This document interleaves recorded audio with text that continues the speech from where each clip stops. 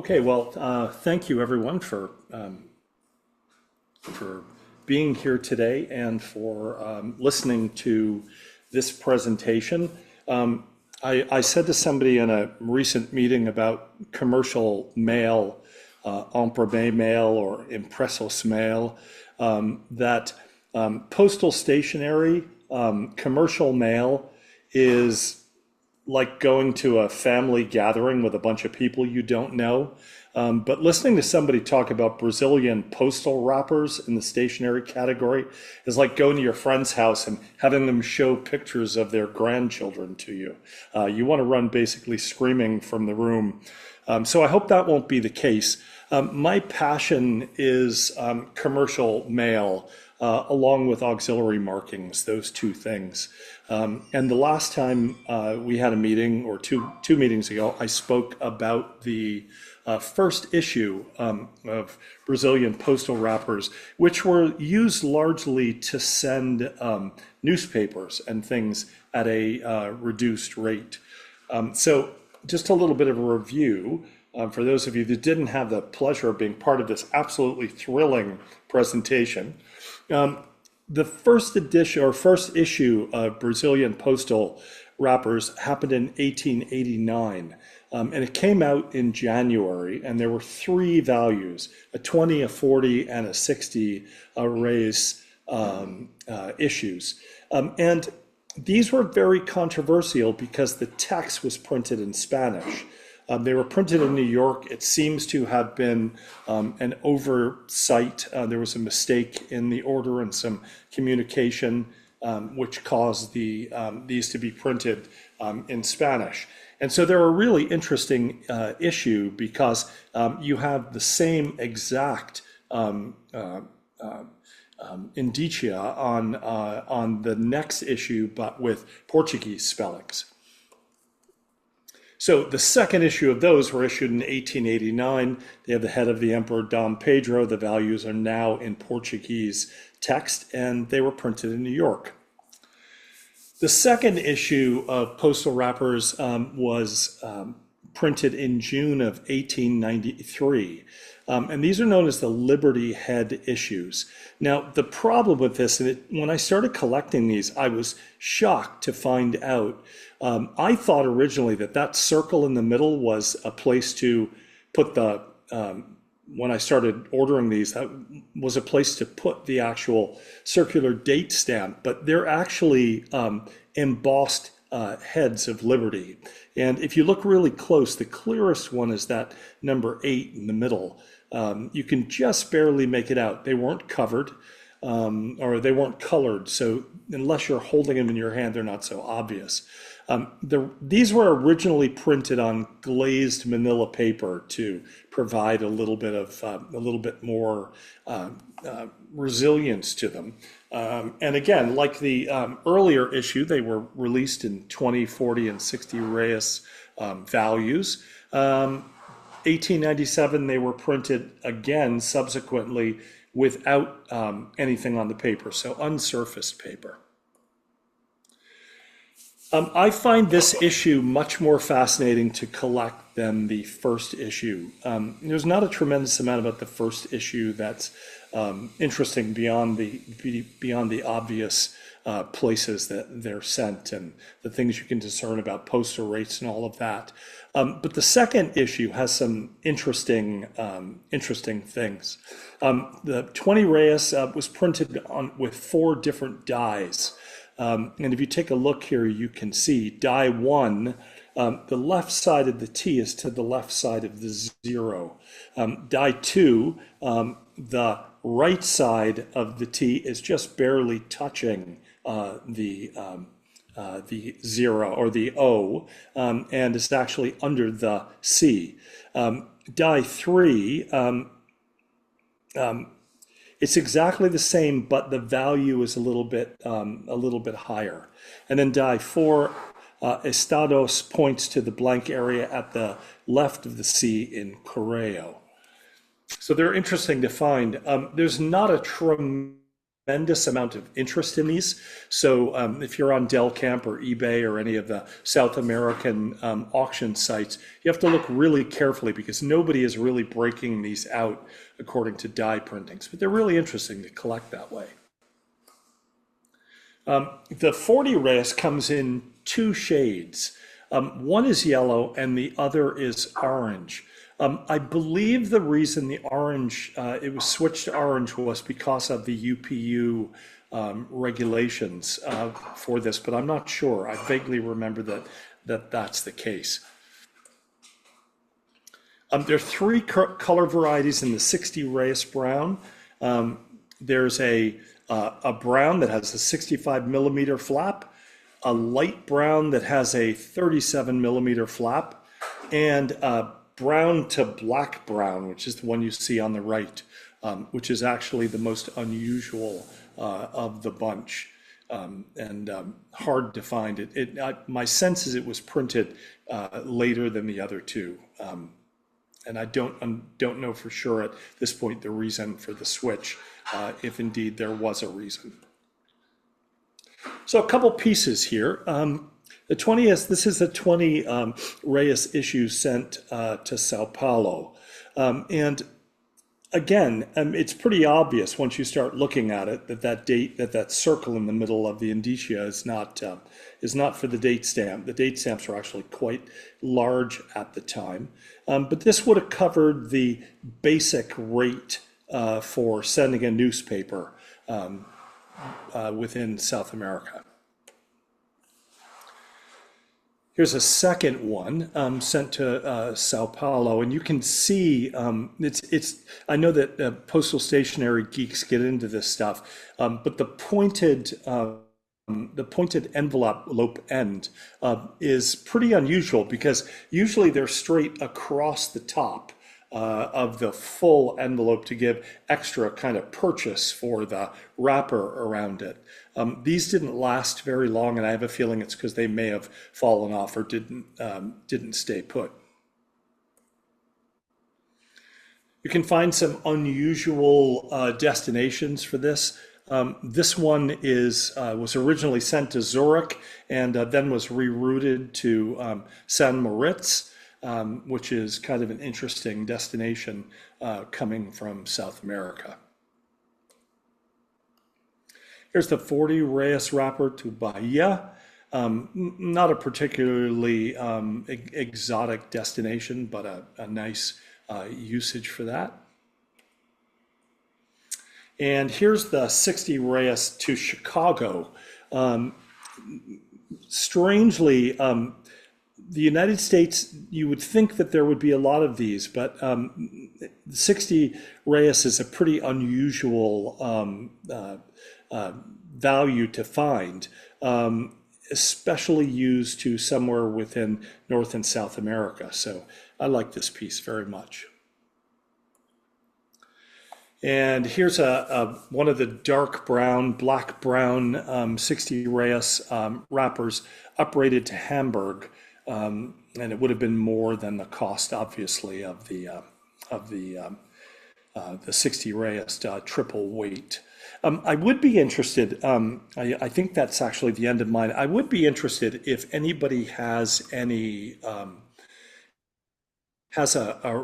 reliable source for values, not values, for postal rates at this time. I would be really interested to hear from you, especially to European and Asian destinations. So you can put that in the chat if you know. Okay, somebody had their hand up. Kutan? Yes. Hello. I noticed one of the covers is for a German Navy ship, the SMS Veneta, Let me see. which it says Consulado Alemão, which is the German consulate, Right? and Yeah. SMS Veneta, which I believe it participated in World War One, or it was the inspiration for a stamp or something. I remember something special about this ship. Is that the one you're talking about? Yeah, that's it. Yes. Yeah, I'll have to look into it and find out. like I say, these are reasonably new to me, so I can't give you a tremendous amount of deep dive information. Of course. But yeah, that's fascinating. Thank you. Thank you. That's great to know that. Anyone else? I can let you know that you should now wake up Look, because the presentation on postal wrappers is look, over with. So, looks like Peter has a question, Greg. sure. Just a remark, the Viennetta is home to the Viennetta Provisional, one of the most expensive stamps of Germany. It was the ship ran out of a certain value. I don't Yeah, that's why I know of it. the 10 Pfennig or 5 Pfennig. They ran out of the values and they cut up the value above in two, and they overprinted it with 5. And it's very uncommon. It's very expensive. Hmm. I Oh, know one you're more waiting. thing, Yeah, sure. Mr. Gregg. I actually have a 1910 stationery catalog which mentions these. I can send a few pictures for you Oh yeah, on the I'd group. love. I Mm. collect. I collect everything up until the end of the kind of 1910. So if you don't mind, that'd be awesome. I would love Yeah, that. of course. That's great. It I'll put the. mentions these, and it also mentions like that one you sent on the group, which is the Telegraph one. Yeah, perfect. Okay, I'll send you my email in the chat. Okay. Perfect. Thanks. That's wonderful. So I know you'll all wait with bated breath for the third issue that'll be coming at the next meeting we have. Thanks so much, Greg. And Sure. great questions. All right, Peter, you're up next. The Peter's going to be doing a presentation on computer vended stamps of Brazil. As Don mentioned, I will be talking about vending machine stamps or ATMs. I will use ATMs because that's the term that we use in Europe. And it is an overview of not so boring stamps or a challenge accepted. The last time we had a presentation, I mentioned ATMs, and Nick, especially Nick, said, those are boring. And I want to show you they are not. And some stamps are even more elusive than the pack strip. You have one pack strip, so there are none, although they should exist. Well, these are some boring stamps from Brazil. Just yeah, well, not so very much inspiring view, a numeral in an oval, and that's it. But why is it not boring? Because there are varieties. You have paper that is different. You have printings that are different. There are a lot of cancellations that you can collect, and of course you can collect letters. So there is a large field of things to explore. That's why it is not a boring stamp. Um, I, I don't think that most of you will know much about ATM stamps. So I have some introductions to those that you will be familiarizing yourself with the information behind it. The definition is that it is a gummed or self-adhesive postage stamp of a common design issued by a machine similar to an automatic teller machine, ATM, with a value of the user's choice printed at the time the stamp is dispensed. The value may be variable or from a fixed selection of postal rates. The main thing that there are two very important things. You can buy a vending machine stamp or ATM anywhere, and it can be used anywhere without any time restriction in the country. And because it isn't a stamp, it needs to be canceled when it goes into the mail traffic. Usually they don't have a date, but there are 4 countries, including Brazil, Norfolk, Poland, and the United States, that have issued stamps with a date. But they were declared to be ATMs, and they were declared to be used everywhere in the nation. Some examples. The stamp at the upper lower corner is an ATM because it doesn't have a date. And the LSO, that's the post office where this particular stamp was issued. At the right side, top, you see an ATM that looks almost similar to the one on the left, but it has a date, 29/07/86, and a value of 0. And because it has a date, it is not an ATM. Below you see two examples of stamps from the USA. And you see that there is a date, 9/1/89 and 08/23/89. So they shouldn't be ATMs, but the US Postal Service has said these are ATMs. You buy them at Kensington or Washington. That were the only two places at first where they could be bought, and by the new postal issue service. They have date, but they declare them valid for the whole country. You could use them anywhere. Well, there are some alternative terms that you might find in the language. Automatenmarken, ATM, most commonly used in Germany, the Netherlands, and Belgium. Computer-valid postage stamps in the US. Autopost stamps in quite a lot of Western Europe. They are also referred to as Frama labels in a lot of countries, but that's misleading because although Frama labels are ATMs, not all ATMs are Frama. Frama is a company that created these ATMs, especially in the early years. And the Stanley Gibbons calls them machine labels. There are two worldwide catalogs. They appeared several years ago. You have the Handbuch und Spezialkatalog by Marcus Seitz. I have a download for this catalog. It is about 400 pages, and it goes from what they call classic, 1969 to 1999, which wouldn't be classic, do we think? But the first ATM appeared in 1969 in France, and after that, there were some issues. It says the 6th edition, but if you're trying to find the Marcus Seitz specialized catalog editions 1 to 5, you won't find them. Marcus Seitz was the main editor of the Michel catalog until the 5th edition, but they had a fallout. Marcus didn't want certain items to appear in the catalog, and Michel wanted them to appear in the catalog. Of course, they wanted something to have values to. And the last catalog for Michel appeared in 2013. But if you want to have more information, you should go to the Marcus Seitz catalog. It is in German, but it is OCR, so you can copy parts of the catalog and put it into Google Translate, and you will get an English translation or a Portuguese translation. And nowadays, all Michel regional or country catalogs do catalog the stamps, but only one stamp, and they give a catalog value, and that's it. All the specialized information is gone. You will find nothing at all. And these stamps are not cataloged in Scott, Stanley Gibbons, or Revere.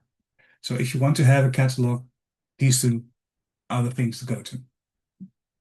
Also, there are some common errors and varieties that you might want to know about. First of all, the 000 error, where you have only 4 or 3 or 4 zeros.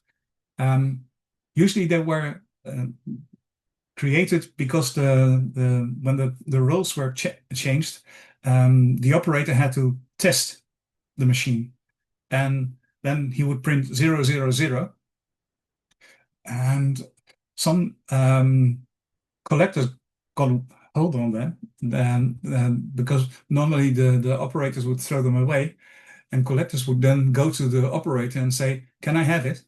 And sometimes they would give it, and that's how some of them came in circulation. Then you have a blank error where there is no value at all, and also common are a partial print, that you don't have a lower or upper line in the stamp. These are the 4 most common errors. There are some differences between ATM or computer-valid stamp and classic philately. One is the definition of a set.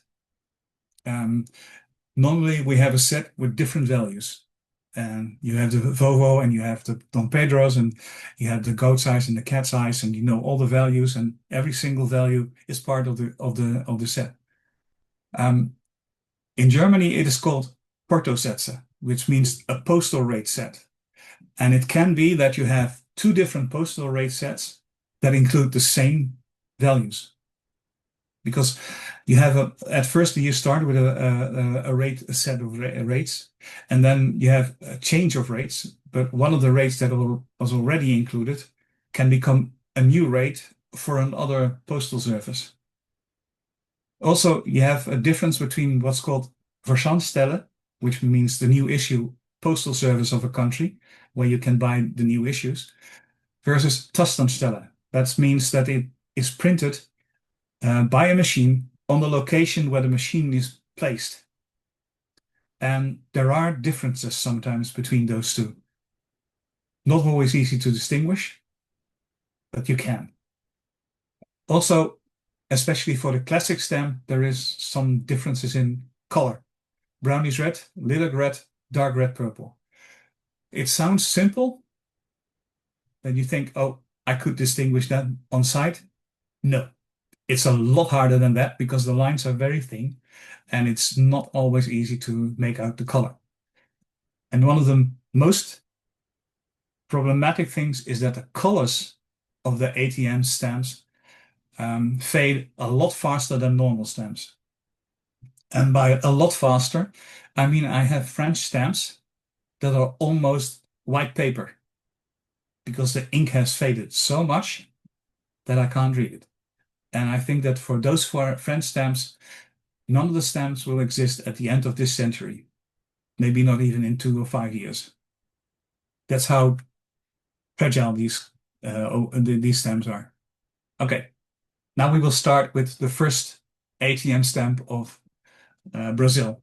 It was issued for the UPE Congress at Rio de Janeiro in 1979, and it was available from the 15th of September to the 23rd of September in different values.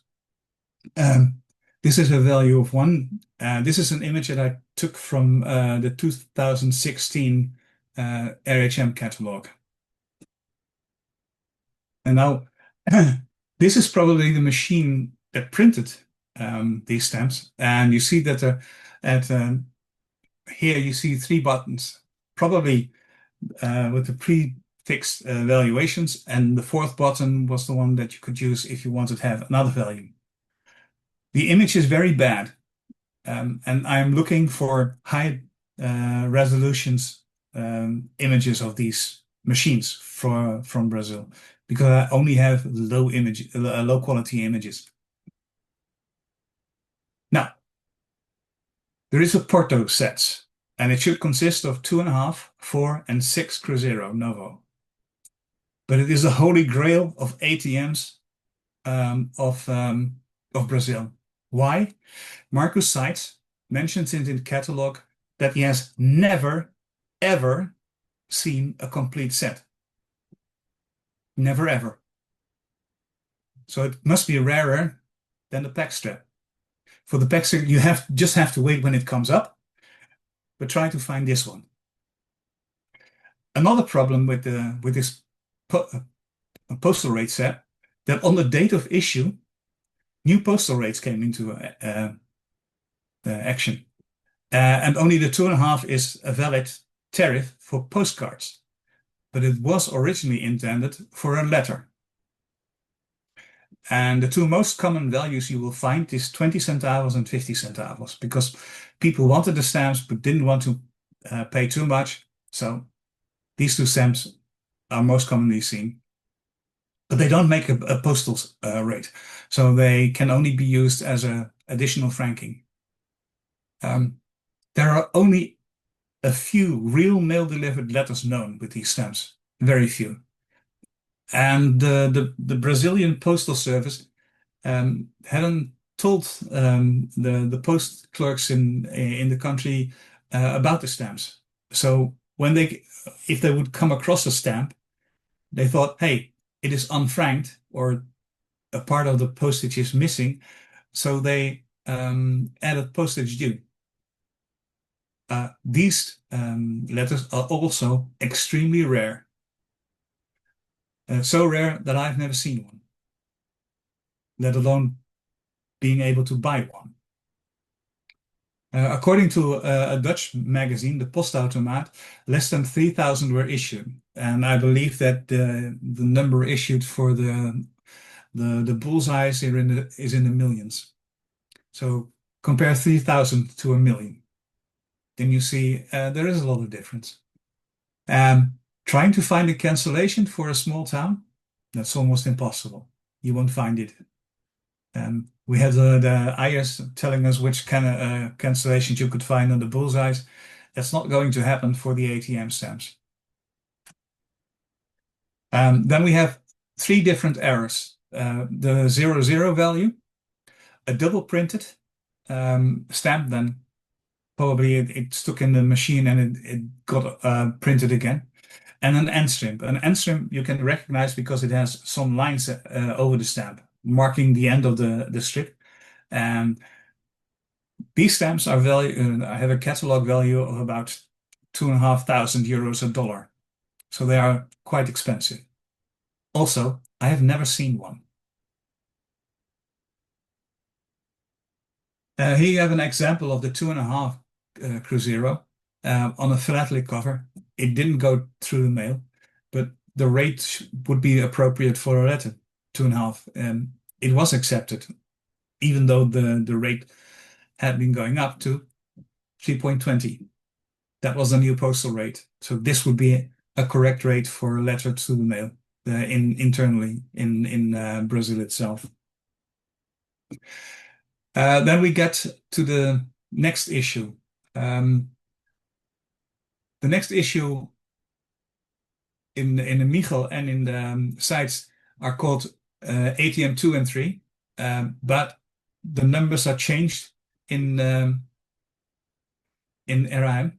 So SA3 would be ATM 2 and SA2 would be ATM 3.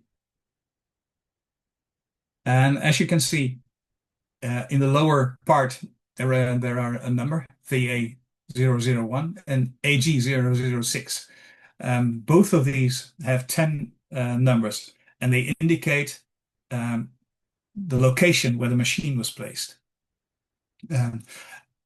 RHM, my RHM from 2016 doesn't give a listing of the locations of the machines, but and here you see a set of 10 of the 12.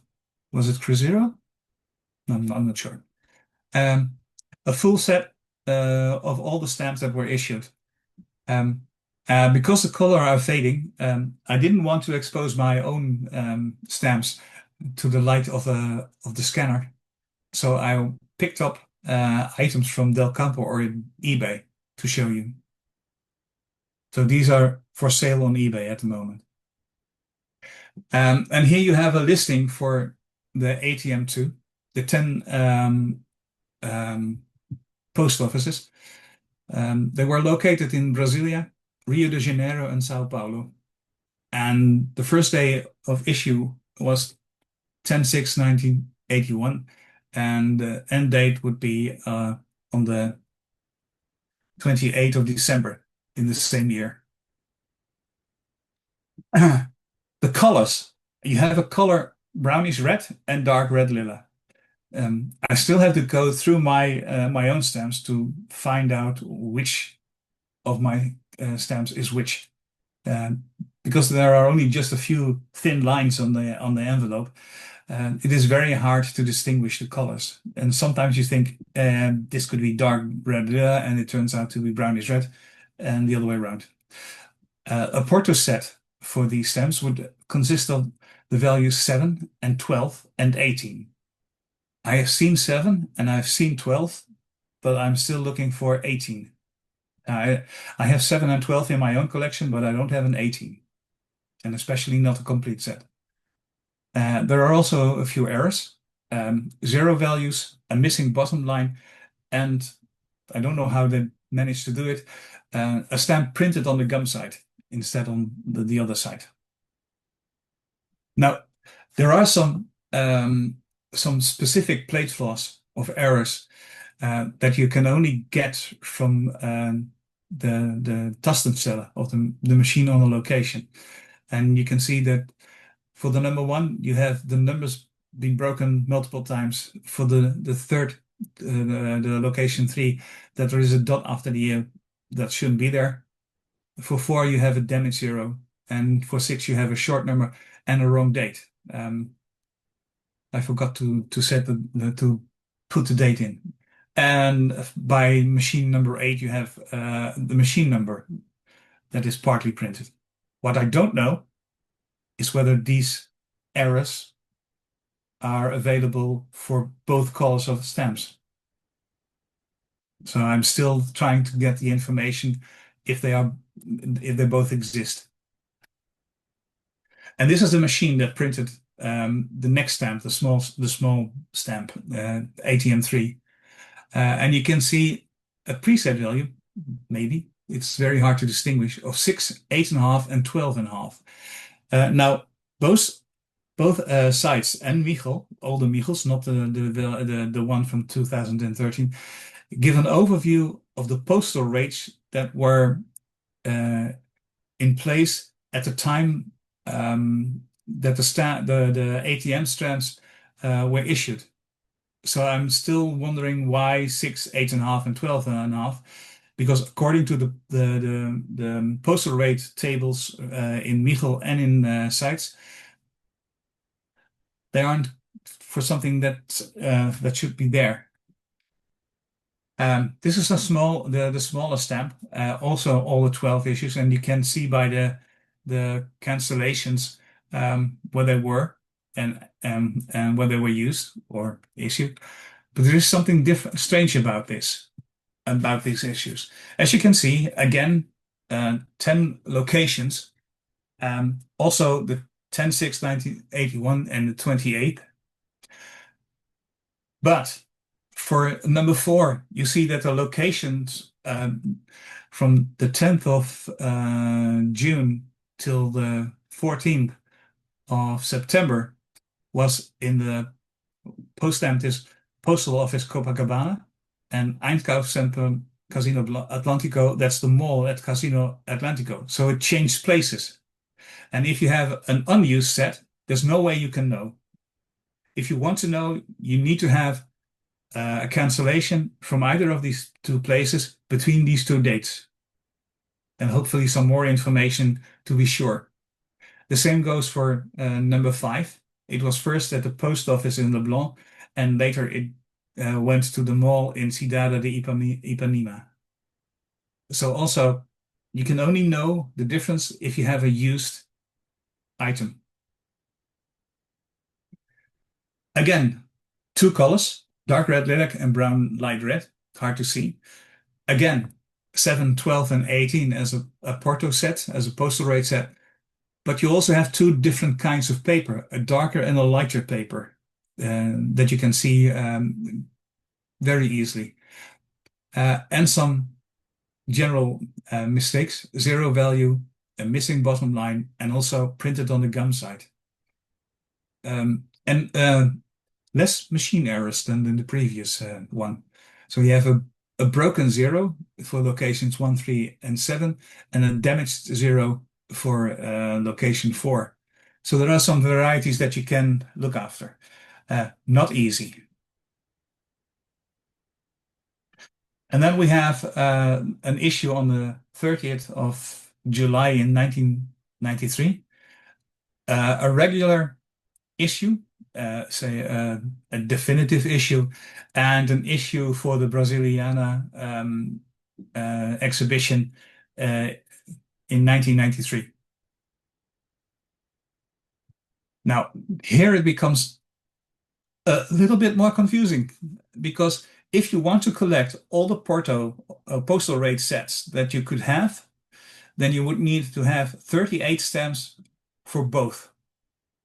And you can see in the overview, there are a lot of different values, and there are a few duplicates, but most are unique. So even if you wanted to have just a simple kind of definitive set, you would have about 25 stamps at least. And you can see behind the highlighted lines the date that the postal rate went into effect. So it will take you some time to get all the rates. And here you have two letters that have gone to the postal service with an almost correct rate, 73,200. It should not have been 200, but 190. But okay, who cares? It is not overly overpaid. It's okay. Another thing that you want to collect with ATM stamps is a receipt, so that you know when the stamp was bought.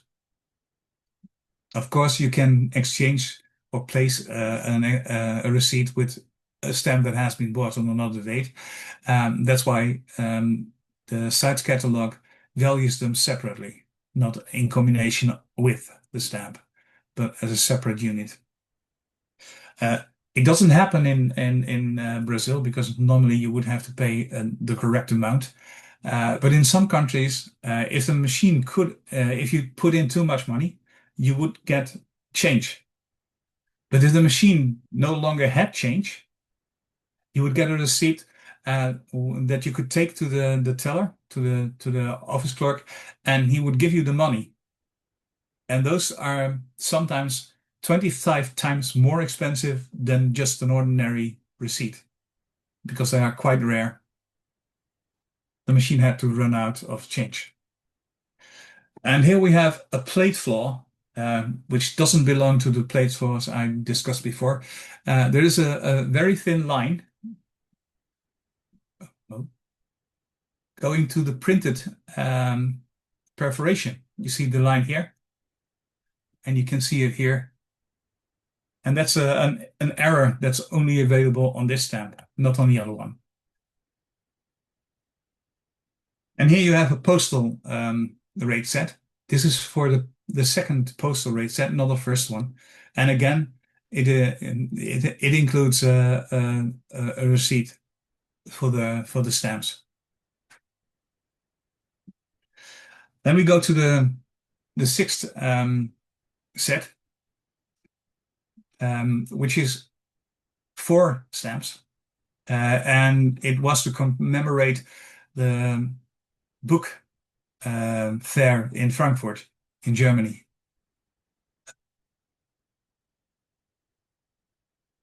You can see there are 4 values listed, but other values do exist because there was no restriction on the value printed.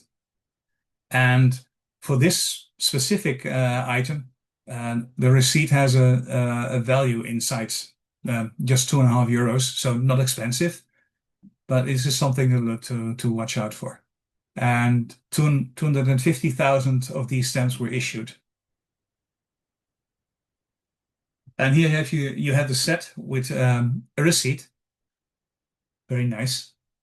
And this is a complete set with all the different stamps used on an envelope. And you see that the 2 highest values were used on registered mail, one to Europe, and the other to Australia. And as you can see, these 2 go to Europe. This one goes to Canada, and this one goes to Australia. So it might be that for Europe there was a kind of a lower rate than for the rest of the world. I'm not sure. But also something to find out.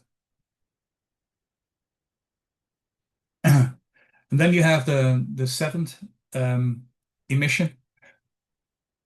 This is also taken from the RHM. And this is the machine that created it. This is a very loose drawing because I have an image, but if I would put it up, it would completely blur out. It is so small, so tiny, that you wouldn't see it. This issue you have with a different kind of printing. You have 2 printings with 3 places for the value and 1 with 4 places. So you see 0.36, and if it would be 4, you would see 0036. You can also see the date they were issued. And you see that the issue with 4 digit is indicated with VS, which means verzandstellen. So it was only available from the National Postage New Postage Service. And you had 5 different postal rates that you could see. So international, commercial, national, not commercial, national, first class, and also second class. And the difference is that the cheapest one is 22 Ries, and the most expensive one 1.05, which are common to the stamps from that period as well. And we have the 2000 series, a nice bird. Again, you have in Michel, this is an image from the Michel. The Michel lists the different postal sets, and these one, it says Tastensätze. They were only available at the machines at locations, but there are no indications on the stamp themselves at which location the machine was stationed and how many were there. I don't know. Whether 5 in Rio and 4 in Sao Paulo and 2 or so in Brasilia, I have no idea. What you can see is that the first set that was issued in 2000 is a lot cheaper than all the other ones. Why? Because people probably got the first set with a new issue service, but maybe you had to pay extra for the others. So that's why they are less common. And you see that in total you need to have 8 sets, totaling about 33 stamps. So again, it's not just one stamp that you need. In the RHM, they are individually listed as a new issue. So SA1 is listed in 2000, SA2 in 2001, until SA8 in 2007. So every single one of these issues is listed in RHM as a new issue, as a different issue. And this is a complete postal set of this nice bird. ATM 8, also different values, different issues, and you have postal rates. Again, 5 sets, because the first few were not issued. And if you compare the different listings, then you see that every listing that's here is also listed for the first set and also for the next set. So they were issued at the same date. Why and how? I don't know. Were there different machines at different locations? No idea. I don't think they were printed on the same machine. Doesn't seem logical. Also, a set from the ATM 9, a complete set, postal rate set for a special issue, and a complete set on cover. And you see that the most expensive one, the Porte Internationale 1005, is sent to Germany. And I think that the other ones will also be correctly listed. This is an image from Del Campo. And then we have the last issue with a bird with face values. And also the Michel gives the postal rating sets. For this one, the first one is the most expensive and the last one is less expensive, but they are also just 4 stamps instead of the first 2 being 5 stamps. Although it is rather funny that the second set contains 0.80 twice, because it was for a different service. You have to look out for the text on the stamp itself. Okay, then some websites that you can visit. The OO cities, first one, Brazil.com, lists a lot of items, but probably This one is it's archived, so it might not exist in a few years' time. Hopefully, it still does, but it is archived. The other one gives an oversight of the Brazilian stamps, and it includes images of all the machines, but the images are so small that you can't use them anywhere. They're almost like icons, so small. Then you have a large website from the third one, but I didn't find any Brazil images, although it has a lot of information on all kinds of stamps. And you have the site from Marcus Sites itself. He is still in business selling stamps. I have contacted him about his catalog because I wrote an article for the Philatelic Literature Review on his book and show a lot more than I just do here. And if you want to download the catalog, well, here is the link. I could set place the link in the chat later on. Conclusions. According to me, the Brazilian ATM stamps are not boring. Definitely not. They seem boring, but they are not. There are many varieties in collecting areas, and some are truly rarities. And if you have them, I'm still looking for high-def images of the machines used in Brazil. Please, if you have any, send them to me. So, any questions or remarks?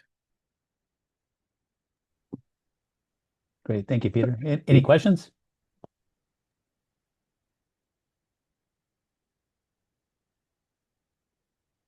Maybe you answered them all. I have one question. How many do we know how many cities had these ATM machines where you could buy these stamps?